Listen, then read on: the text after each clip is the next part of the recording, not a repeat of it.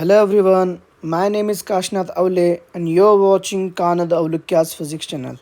तो आज के इस सेशन में हम लोग बात करने वाले हैं नीट 2026 का जो फिज़िक्स का एग्ज़ाम रहेगा उसका हमारा प्रिपरेशन क्या लेवल पे और कैसे होना चाहिए।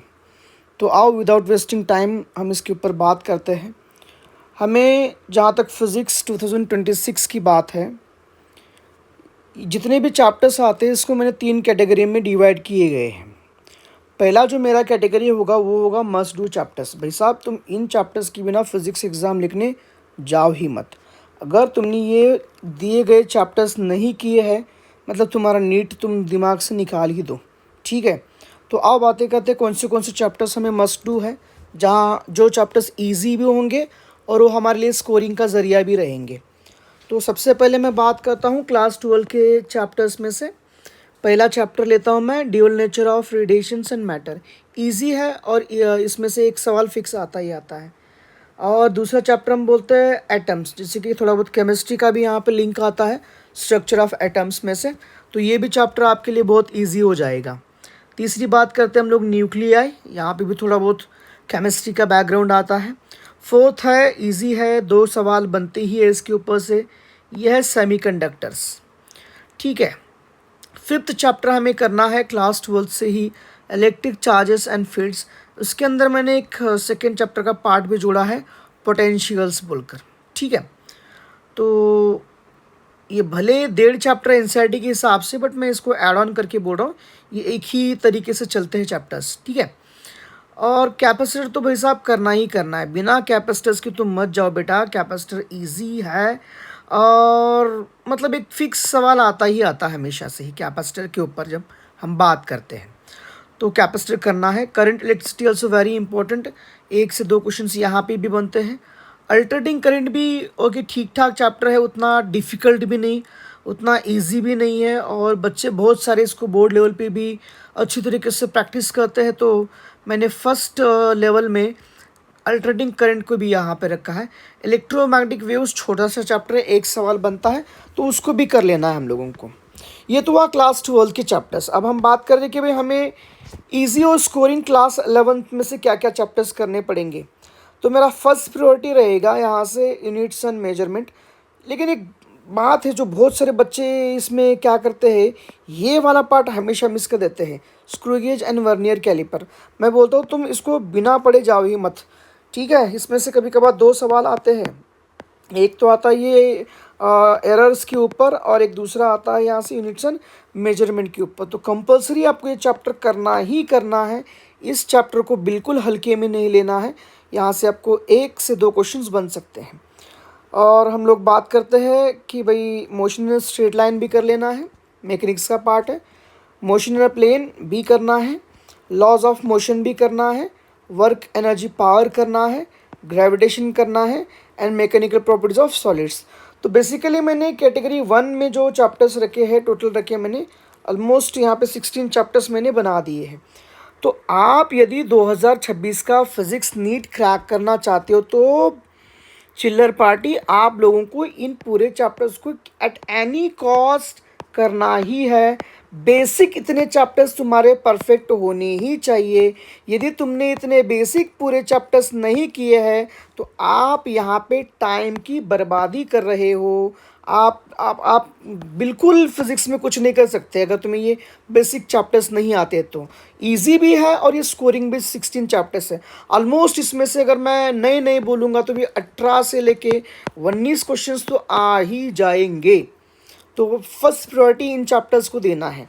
आओ हम अब बात करते हैं सेकेंड लेवल्स के। सेकेंड लेवल में मैंने रखा है हीट एंड थर्मोडायनेमिक्स को। बहुत सारे बच्चों को होता है क्या, हीट एंड थर्मोडायनेमिक्स 50% आता है, 50% नहीं आता है, तो इसीलिए मैंने इसको सेकेंड लेवल पे रखा है। तो फर्स्ट प्रायोरिटी मेरा थर्मल प्रॉपर्टीज़ ऑफ मैटर। अब इसमें बड़ा इंटरेस्टिंग है, बहुत सारे बच्चे क्या है ये लेंदी चैप्टर है बोल के छोड़ देते हैं, लेकिन मैं हमेशा बोलता हूँ बच्चों को एटलीस्ट तुम लोग रेडिएशंस तक तो ये चैप्टर कर ही सकते हो, 1 सवाल तो आ ही जाएगा वहाँ से। ये मेरा ओपिनियन है, ऐसे तो पूरा चैप्टर करना चाहिए, लेकिन मैं बच्चों को बोलता हूँ यदि तुम्हें ये लेंदी लग रहा है तो इसका ऑलमोस्ट आप लोग 50% तो करके जा सकते हो, लेकिन परफेक्शन के साथ जाओ। बट मेरा एडवाइस रहेगा तुम ऐसे लक के सहारे नहीं जाओगे तो बहुत बेहतर होगा। तो उसमें मैंने चैप्टर जोड़ दिया है थर्मल प्रॉपर्टीज ऑफ मैटर। उसके बाद हमें थर्मोडायनेमिक्स करना चाहिए, ये आता भी है मोस्टली बहुत सारे बच्चों को। केटीजी भी बहुत सारे बच्चे आराम से इसको कर सकते हैं। तो ये दो चैप्टर्स तो तुम्हें किसी भी हालत में करने ही होंगे, थर्मोडायनेमिक्स एंड केटीजी।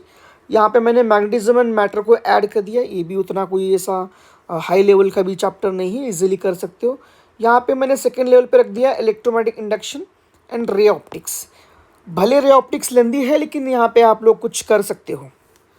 अब लेवल थर्ड के चैप्टर्स की बात करेंगे हम। लेवल थर्ड में क्या है, ऑसिलेशंस एंड वेव्स। बहुत सारे बच्चों का जान यहाँ पे ही खाता है। साला ये जो वेव्स एंड ऑसिलेशंस है, थोड़ा बहुत सारे मैं देखता हूँ बच्चों से जब बात करता हूँ तो ये बच्चे यहाँ पे अटक जाते हैं। और ये एक बात मैं और बोलना चाहूँगा यहाँ पे, ये जो मूविंग चार्जेस एंड मैग्नेटिज्म है ना बेटा, ये एक्चुअल में आपके लिए बोनस चैप्टर है। ये उतना डिफ़िकल्ट है नहीं, लेकिन बहुत सारे बच्चों को यहाँ पे प्रॉब्लम होती है मैग्नेटिज्म एंड मैटर को मिला के, या हीटिंग इफेक्ट ऑफ करंट के कंसेप्ट से, या मैं बोलूँ कि भाई पूरा मैग्नेटिज्म एंड मैटर ही यहाँ पे बहुत सारे बच्चों को भी थोड़ा तकलीफ़ कर सकता है। इसमें भी कुछ क्वेश्चंस खास बनते हैं, तो लेंदी है बोलकर मैंने इसको लेवल थर्ड में रखा हुआ है। तो चलेगा, यहाँ पे एक सवाल या दो सवाल आते हैं, लेकिन बहुत लेंदी चैप्टर है तो मैं इसको लेवल थर्ड में रख देता हूँ। वे ऑप्टिक्स ऑब्वियसली हेडेक है, ये आपका दिमाग ख़राब करेगा। और system of particles and rotational machine भी बहुत लेंदी है, तो ये भी डिफ़िकल्ट जाएगा। लेकिन एक बात इसमें ऑब्जर्व करने वाली है, यदि तुम अच्छे स्टूडेंट्स हो, तुम्हें फ़िज़िक्स अच्छी तरीके से आती है, तुम्हें फ़िज़िक्स में डर नहीं है, तो तुम ये चैप्टर्स कभी भी छोड़ नहीं सकते। यहाँ से नियर अबाउट 7 क्वेश्चंस आते हैं। ये जो मैंने अभी पेपर डिस्कशन करने का लिया या मैंने आपको सजेशन दिया है, मैं हमेशा से बोलता हूँ बच्चों को, तुम पहले प्रायोरिटी ये रखना कि भाई तुम्हारे पास 35 क्वेश्चंस तुम्हारे हाथ से हो रही या नहीं हो रहे। मैं 45 क्वेश्चंस की भी फ़िलहाल बात नहीं कर रहा। मेरा टारगेट है तुम्हें 45 क्वेश्चंस में मिनिमम 35 क्वेश्चंस तो अटेम्प्ट करने हैं। 35, यदि 35 में से तुम लोग 30 भी क्वेश्चंस कर लोगे तो 30 इंटू 4 आपको आराम से 120 के आसपास या 100 के आसपास, कुछ माइनस भी हो तो भी मेरा टारगेट रहेगा एक मिनिमम 100 मार्क्स तो हमें फिज़िक्स में इजीली मिले और कम समय में मिले। तो that is my target here. So based upon that one I have categorize these chapters here, level 1, level 2 and level 3, इस तरीके से मैंने किया है। अभी कुछ स्पेसिफिक मैं बातें करने वाला हूँ नीट 2026 के एग्ज़ाम्स को लेके। जैसे कि हम लोग मैकेनिक्स की जब भी बात आती है, जब मैकेनिक्स के ऊपर हम लोग डिस्कशन करते हैं, तो की टॉपिक्स कौन से यहाँ पे, यूनिट्स एंड मेजरमेंट, जैसे मैं डायमेंशंस की बात करता हूँ हमेशा, और लॉज ऑफ मोशन में यहाँ पे देखो significant figures, error analysis, dimensional formula, ये कुछ स्पेसिफिक टॉपिक्स है। इसके ऊपर हमारा ज़्यादा कॉन्सेंट्रेशन रहेगा। लास्ट 5 साल में यही आए हैं। मैं बोल रहा हूँ लास्ट 5 साल में इन्हीं टॉपिक्स के ऊपर सवाल बार बार बार बार पूछा जा रहा है। और लॉज ऑफ मोशन में हम लोग हमेशा देख रहे हैं, मैं लास्ट 5 साल का एनालिसिस लेके आया हूँ यहाँ पर। तो ये पुली सिस्टम एंड फ्रिक्शन ये फेवरेट बन चुका है लॉज ऑफ मोशन के ऊपर में से। और वर्क एनर्जी पावर में ये जो 5 साल का जो फेवरेट क्वेश्चन बना है, या तो ये साला वर्टिकल सर्कुलर मोशन पूछ रहा है या तो work energy theorem based questions पूछ रहा है। जहाँ पे बात आती है रोटेशन मोशन की, तो ये तो हमेशा मोमेंट ऑफ इनर्शिया को फिक्स किया है, और आजकल थोड़ा ट्रेंड रोलिंग मोशन की तरफ भी ज़्यादा ध्यान बना है एग्जामिनर लोगों का। ऐसा क्यों बना है पता नहीं, सिर्फ बच्चों को परेशानी करने की बात चल रही है। ठीक है, सॉरी, बात करते हैं हम लोग, तो मजाक के लिए बोल रहा हूँ मैं। ना हम बात करते हैं इलेक्ट्रोडायनामिक्स में से क्या चल रहा है। हम जब इलेक्ट्रोडायनामिक्स में बात करते हैं तो एवरेज 14 to 16 क्वेश्चंस बने हैं। ये लास्ट 5 साल की जब मैं बात करता हूँ तो करंट इलेक्ट्रिसिटी में 3 से 5 क्वेश्चंस बन रहे थे, लेकिन 5 तो बहुत ज़्यादा होंगे बेटा। मैं इसमें वो जो कोविड में आया था उसका भी इन्वॉल्व किया हूँ। बट मिनिमम आपको करंट इलेक्ट्रिसिटी पे 2 सवाल बनते दिखेंगे यहाँ से। सो मेजरली अब तक जो पूछा है Kirchhoff's laws, meter bridge and colour coding, इन टॉपिक्स पे सवाल दिखे हैं हम लोगों को। मैं एडवाइस दूंगा कि यहाँ पे तुम लोग सीरीज पैरेलल्स एंड थोड़ा ड्रिफ्ट वेलोसिटी, इन कॉन्सेप्ट्स को अच्छी तरीके से एक बार रिवाइज कर लेना। उसके बाद इलेक्ट्रोस्टैटिक, इसके ऊपर 2 सवाल बनते दिखाई दे रहे हैं। मैग्नेटिज्म के ऊपर हमारे पास 3 से 4 सवाल बन रहे हैं। ईएमआई और एसी को मिला के हमको 3 या 2 सवाल बनते हुए नज़र आ रहे हैं यहाँ पर भी। बात रही मॉडर्न फिज़िक्स की, मॉडर्न फिज़िक्स में भी जैसे कि मैंने कहा कि एवरेज निकाला है मैंने, तो ड्यूल नेचर का ऑलमोस्ट एक आएगा, एटम न्यूक्लियाई के ऊपर 2 सवाल बनते हैं और सेमीकंडक्टर्स के ऊपर एक 2 से 3 सवाल बनते हैं। ठीक है, अब हम बात करते हैं नेक्स्ट में यहाँ पर ऑप्टिक्स के अंदर। ऑप्टिक्स में भी 2 सवाल बनते ही बनते हैं फिक्स ऑप्टिक्स के, जो मेजरली ये 5 सालों में पूछा है। Lens maker formula, total internal reflections, थोड़ा बहुत प्रिज्म, इसके ऊपर डिस्कशन हुआ है। वे ऑप्टिक्स में maximum Young's double slit experiment के ऊपर बात हो रही है। हीट एंड थर्मोडायनेमिक्स की जब बात करते हैं तो थर्मोडायनेमिक्स के ऊपर laws, first law, adiabatic process के ऊपर ज़्यादा सवाल पूछा है। केटीजी के अंदर degrees of freedom and RMS speed के ऊपर ज़्यादा सवाल पूछे हैं। ये थोड़ा बहुत ट्रेंड देखना आप, यहाँ पे मैकेनिक्स में 2020 में 12 सवाल आए थे, 21 में 13 सवाल आए हैं, 22 के अंदर 12 सवाल आए हैं, 23 के अंदर 11 सवाल आए हैं, 24 के अंदर 13 सवाल आए हैं एंड 25 के अंदर 12 सवाल आए हैं। तो इस तरीके से मैकेनिक्स आपके इतने क्वेश्चंस कवर कर रहा है। मैं फिर से एक बार रिकॉल करके देता हूँ, मैकेनिक्स में कौन से चैप्टर आ रहे हैं। यूनिट्स एंड मेजरमेंट आएगा यहाँ पर, दैट इज़ व्हाट, काइनेमेटिक्स आएगा, दोनों चैप्टर्स आएंगे, लॉज ऑफ मोशन आएगा, डब्ल्यूपी आएगा एंड वर्क एनर्जी पावर, ये भी आ जाएगा, sorry work energy power and system of particles भी इसके अंदर आ जाएगा। हीट एंड थर्मोडायनेमिक्स के ऊपर 2020 में 5 सवाल आए हैं, 21 में 4 आए हैं, 22 में 4 आए हैं, 23 में भी 5 आए हैं, 24 में 4 सवाल पूछा और 25 में भी 4 सवाल पूछा है। ये मैं इसलिए भी बता रहा हूँ ताकि तुम्हें एक आइडिया मिले कि भाई अब हमारे एग्ज़ाम्स तो बहुत नज़दीक आए हैं, तो हमें किन किन चैप्टर्स में मेजर फोकस करना है या हमारा टारगेट क्या है। तुम्हारे टारगेट को अकॉर्डिंग तुम चैप्टर्स को सेलेक्ट कर सकते हो। ये जो इलेक्ट्रोडायनामिक्स है इसके ऊपर 9 क्वेश्चंस 20 में आए थे, 21 में 11 आए थे, 22 में 13 आए हैं, 23 में भी आपको 13 दिखाई देंगे, 24 में 11 क्वेश्चंस एंड 25 में 12 क्वेश्चंस इसके ऊपर पूछे गए। ऑप्टिक्स को मिलाया जाए तो ऑलमोस्ट 4-5 की रेंज में ये सवाल पूछा है हर साल के अंदर। मॉडर्न फिजिक्स भी कॉन्स्टेंटली 8 to 9 क्वेश्चंस हमेशा पूछ रहा है, तो तुम थोड़ा बहुत भी इन दोनों को भी ज्वाइन करके देख लोगे। यहाँ से एक तुम ऑन एवरेज 10 पकड़ना, यहाँ से एक आप एक 9 पकड़ना, तो 19 क्वेश्चन तो यहाँ पे हो गए ना रे। तो दिमाग लड़ा के पढ़ाई करोगे तो आपका डेफिनेटली 80 to लेके 100 मिनिमम बोल रहा मैं, ये तो बहुत कम मार्क्स हो गए, लेकिन मिनिमम हमको जो चाहिए होगा एक मेडिकल सीट के लिए, मैं उसकी बात कर रहा हूँ। प्रॉपर्टीज़ ऑफ मैटर के अंदर ये देखो बहुत सारे सवाल बने हैं, यहाँ पर 7 से लेके 10 के अंदर सवाल बने हैं। थोड़ा ट्रेंड की जब बात करते हैं, इस जो 2023 एंड 25 के बीच में जो क्वेश्चन पेपर सेट किए गए हैं थोड़ा अच्छे लेवल पे सेट हुए हैं। तो मेजरली एग्जामिनर्स ने क्या किया है, मैं उसका एक एनालिसिस देता हूँ आपको। इसमें रखा था लेंदी कैलकुलेशंस फिजिक्स में, मैं तो 2023 एंड 24-25 की बात कर रहा हूँ। इन सालों में हुआ क्या है, थोड़ा पेपर्स का जो कैलकुलेशन होता है उसको लेंदी किया है। उसमें क्या कर रहा है, ये 4.9, 9.8 इस तरीके से कोई भी एक इवन या कोई एक नंबर देने की वजह उसकी जगह पे फ्रैक्शन दे रहा है। हम लोग फ्रैक्शन की तरफ डाइवर्ट नहीं होना है, बहुत सारे बच्चे नीट पढ़ रहे तो उनको आइडिया रहता है उसके बारे में, ज़्यादा बोलने की ज़रूरत नहीं है। और क्या किया उसके अंदर, स्टेटमेंट टाइप्स क्वेश्चंस भी थोड़ा बहुत फोकस कर रहा है।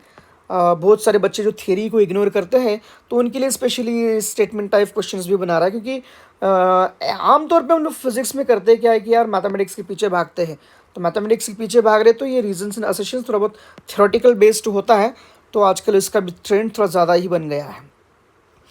अब थोड़ा मैं आपको समझाता हूँ कि भाई ब्रिज मेंटेलिटी क्या है, आपको किस तरीके से आपको खुद को जोड़ना है इस नीट 2026 के साथ। क्या हुआ था, 20 से लेके 21 की जब बात आ रही थी तो 80% जो क्वेश्चंस आ रहे थे वो डायरेक्ट फार्मूला बेस्ड थे।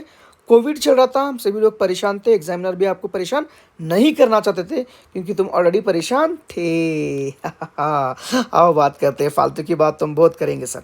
ठीक है, तो बात ऐसी है 2020 से लेके 21 में जो हम लोग ने पेपर का पैटर्न देखा, वहाँ पे 80% जो क्वेश्चंस थे डायरेक्टली फार्मूला बेस्ड ही दिया था। वहाँ पे कोई ऐसा कॉन्सेप्चुअल ज़्यादा दिमाग लड़ाने का ऐसा कुछ नहीं बना था बिकॉज ऑफ पेंडेमिक। जब हम बात कर रहे हैं 24 और 26 की, इसमें बड़ा इंटरेस्टिंग है। 60% तो जो है फार्मूला बेस्ड था, लेकिन 40% कॉन्सेप्चुअल एंड लॉजिक था, जहाँ पे बच्चों को ट्रिकी लग रहा था। ठीक है, ये था 24-25 की बात आती है।